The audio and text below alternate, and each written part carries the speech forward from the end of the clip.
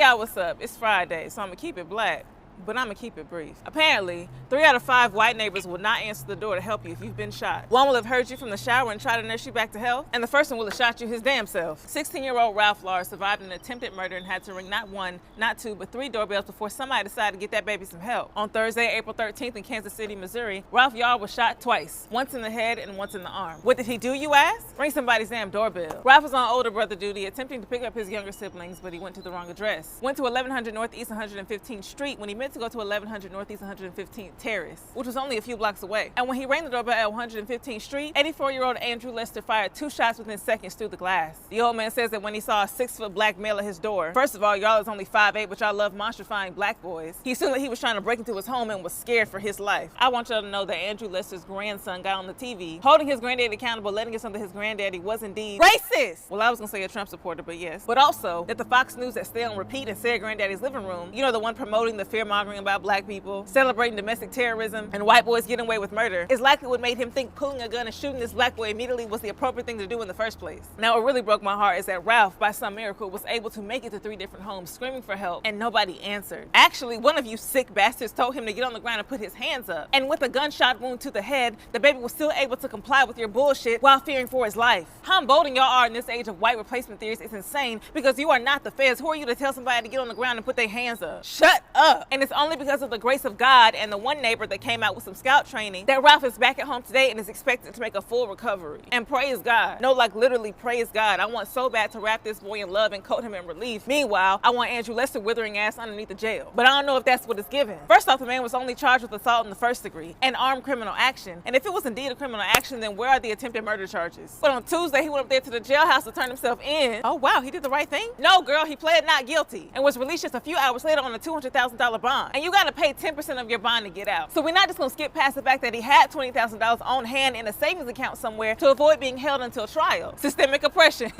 Is that you, player? Inquiring minds also want to know, where's the hate crime charge? Now, the prosecuting attorney stresses that a hate crime wasn't listed because the 1st degree assault charge is a higher level charge and carries a maximum penalty of life in prison. When in the state of Missouri, hate crimes are only Class D and E felonies and carry the lowest amount of penalties. In fact, hate crimes carry lighter sentences across the country, which just lets me know that y'all don't take hate crimes seriously. And to make matters worse, what constitutes a hate crime varies across the board, which means that the protections or justice victims may receive varies from state to state. And the issue with that, besides it being lazy, besides it being disrespectful, is that vague laws make it easy to contest charges and also make room for lengthy legal battles that nobody has time or money for. Lacing the way we handle hate crimes with systemic injustice is crazy. Y'all just gonna have to start locking these white men up and stop giving them excuses like stand your ground. Very reminiscent of the devastating and nefarious acts of George Zimmerman, Lester's defense will center on Missouri's stand your ground law. In 2012, Zimmerman was able to get off scot-free for the execution of 17-year-old Trayvon Martin due to stand your ground laws in Florida. Now, Florida and Missouri are just 2 of 30 states that have stand your ground laws in place. These laws remove the duty to retreat before using deadly force in the face of danger. And what's also crazy is that at the time of the case in 2012, stand your ground was not this common. But afterwards, it spread to other states like wildfire. They saw a white man get off for murdering a black child and said, "Ooh yeah, let's get this one on the books." And guess what? Just like access to guns, research shows that these laws are indeed associated with more deaths. We are not surprised. Studies show that as many as 700 additional killings happen per year because of them. And between the years of 1999 and 2017, there was an 11% increase in homicide rates. Attorney Ben Crump calls these laws a virtual get-out-of-jail-free card that is essentially a license to kill, and I'll stop him when he started lying. Now, today marks the 3rd time in 4 weeks that I've had to talk to y'all about guns in this country. And just 2 days after the shooting of Ralph Lahr, another woman was shot to death for turning in the wrong driveway. And on Tuesday, 2 cheerleaders in Texas were shot after accidentally getting in the wrong car. So yeah, America has a problem.